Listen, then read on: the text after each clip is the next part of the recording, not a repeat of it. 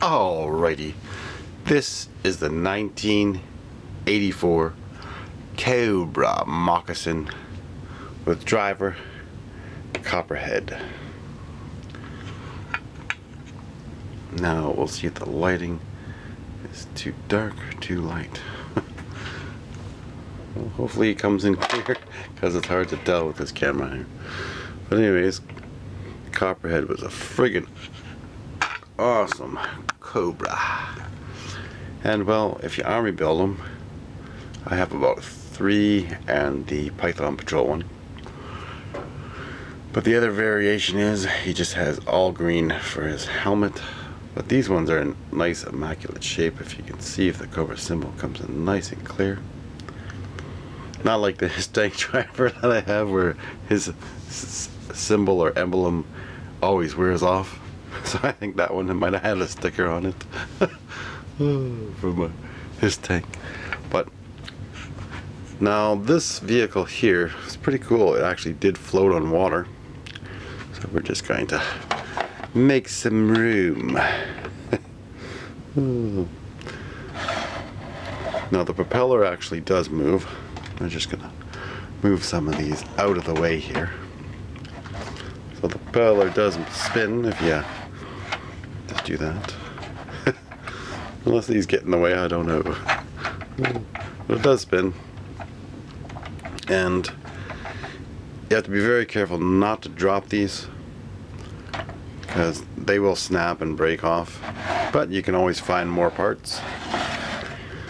And they actually do, if you heat them up, you can actually melt it back in. I don't know if this one is, but you can actually repair these. But it's probably just better to get a better one. And these rudders do move side to side. And there is a little thing underneath here. Let me just show you. This little ski bomb. It's supposed to be a bomb, but it doesn't really have too much of a design in there.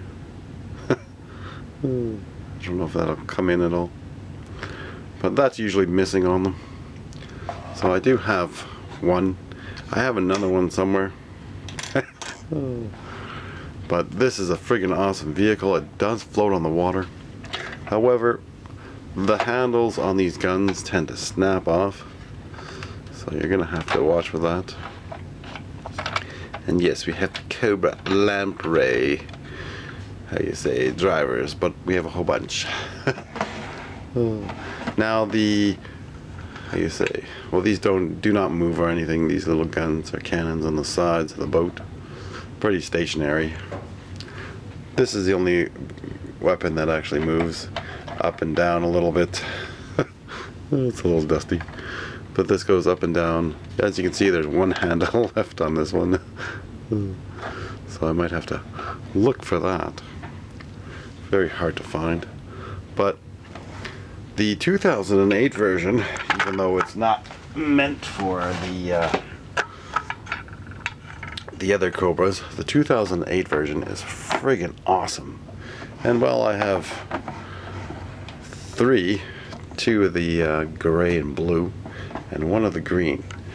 And now it actually fits the figure in better. I left it loose. It's like so much better. This is what I'm talking about. See, if your canopy, had a little bit of extra room, the driver fits in there easy. I'm not going to snap this in. It holds pretty well. But you push that in there and he sits in there awesome. But the odd thing in these, it looks like they're like glued in. So whoever manufactured this, and it's the same on the other 2, these are 2008. So I guess that little bomb does not come out. And pull back a bit here. The rudder, the propeller moves, and the rudders do go side to side the same. But there's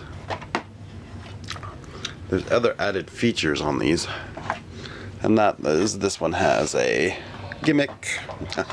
Oh, Hasbro and its gimmicks. So this one, I guess it just pops off and pops on. So they have a gimmick, but it does look friggin' awesome. Oh, also on these are like the weapon rack. You can hold like store weapons in here. If I can pop this out. Anyways, these ones also hold weapons. Sorry, it's a little bit of a cough there, but you can install some little sidearms in here. So that's a cool feature about this one.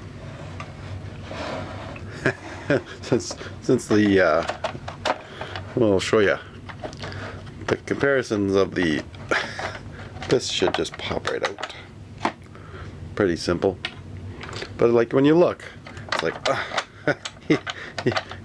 so hard to get a figure in and out of there, and then you can't really like put a weapon in there unless it's like out of his hand. So anyways, it just sucks that, you know, it's like so hard to fit a figure in. You have to like twist them and slide them in, and then it's like just jammed in there. And then if he's not in there properly, this is not going to fit. So anyways, it is a cool, awesome boat. Oh, now his head's getting bashed in. Lucky he's got a helmet on. So if he's not fitting in there properly, I don't know, I'll try to bend his legs a little bit. See if that helps him. Like, look at how hard this is. And even when you're, you know, to play with your Joe, it's like, get in there. You have to cram him in. There, then his head doesn't get hit. All that work for that. Just sucks. Now, the Baroness was also in 1984. And, well, her weapon sucks. Because just where the handle is, it's the same as other certain weapons. Like if they didn't make these, I guess, little grips or weapon butts, I don't know, whatever you want to call them. If they made them nice and thin, then usually they weren't too bad. But this one is a how you say, a thumb snapper. So I don't recommend using this weapon. I got like 30 something, 35 or 36 of these, because the weapons packs come with a white one, or how you say, a red one, and there is like a silver one. That's a more modern one, but I do have a bunch of black ones. I mean, they're so readily available, so it's super easy to find. I do have her original backpack, and that's just a snake. But she fits in here very nicely. So I mean, it was a lot of fun to play with. But you look at the size of these ones, and we'll compare the modern with the vintage, and it's slightly larger. You can see, not too bad at all. I do love the 2008 Cobra water moccasin. Cobra water moccasin. Say that 3 times faster.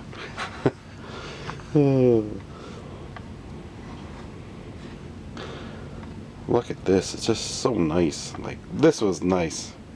Nice size, but it should have had the vintage foot pegs.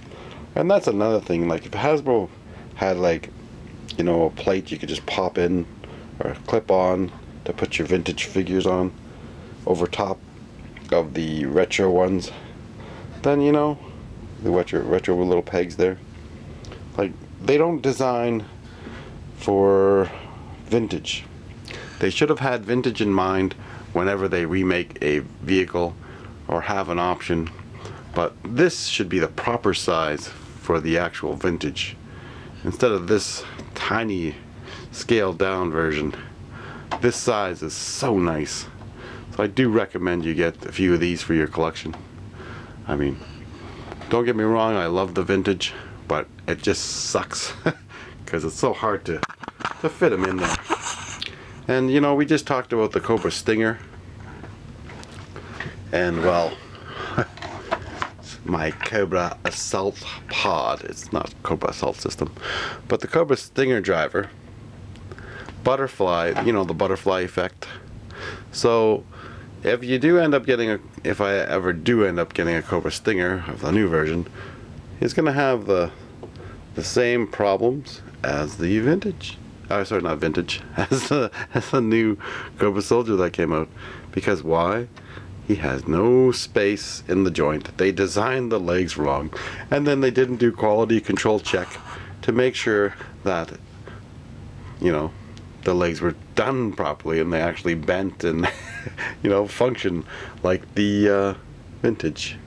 And you know, these are super stiff, so he wasn't played with as much, but he's in very nice shape. But anyways, so you know how they just made the legs wrong, period. I mean, are they gonna have a recall over that? Probably not. What they should do is just have a fire sale or a hell sale. Hell, it should be sold for half the price because it's made so poorly. So Hasbro, you should have done quality control. But you know, I give credit where credit's due, and that is some vehicles are friggin' awesome. But you know, your engineers should keep in mind that they should be interchangeable. They should be compatible with the vintage. You make a retro vehicle, you should have an option where you can change out the pegs or put something over top of the pegs that'll clip on. So then you can use it for both vintage or retro. And all fans would agree, because some people love retro, like the more modern type, but most collectors love the vintage, and you know, that's why we got into G.I. Joe. And we are the ones who've supported you over the whole span of G.I. Joe. So if you're not going to cater to your, how you say, vintage collectors who will always add more to their collections, you know, then you gotta just realize, like, you're ruining your whole market. But anyways, G.I. Joe is coming back big time. And I mean, some people love the love the classified, but I don't. You know, it looks cool, but again, it doesn't have the components that made G.I. Joe. The fact that you could interchange your parts, the fact that you can fix your figures, and well, that's a huge thing. So you'll see when the classified line dies out, like, I don't know why Hasbro's holding back on the vintage line. Maybe because they get so much kickbacks from the Super 7 reaction figures. And I mean, these figures should still be priced around $15, $10, $15, because they're like double in prices, way overpriced. And the classified figures too, they're just price gouging people, because here in Canada they sell for $36 a figure. Talk about the price gouge. When you look at, say, for example, like a He-Man figure might be like 15 or 20. So again, the extra price gouge from Hasbro is like, the markup is $5 to $15 or even $10 more. And we know in the past what the figures used to sell for, like $5, you know, sometimes $3.50 when they went on sale. But anyways, thanks for watching. Thanks for all my new subscribers, and we do love G.I. Joe, and we want Hasbro to make more. Alrighty,